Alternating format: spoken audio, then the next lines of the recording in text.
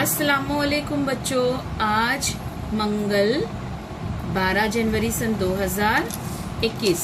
कल हमने हमारे पड़ोसी ये नज्म पढ़े, नज्म खानी की नज्म हमने जूम की ऑनलाइन क्लास में समझे। आज हम इस नज्म के मुश्किल अल्फाज करने जा रहे हैं। यहाँ देखिए, पढ़िए।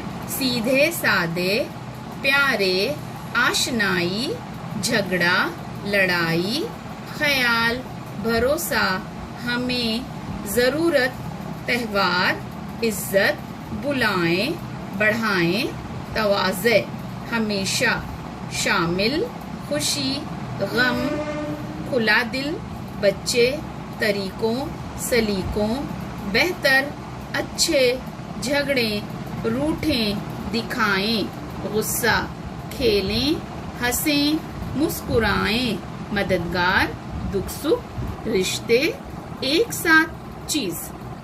ठीक है, आपको एक मर्तबा इसे लिखना है और ग्रुप पर पोस्ट करना है। ठीक है बेटा, चलिए अल्लाह हाफिज।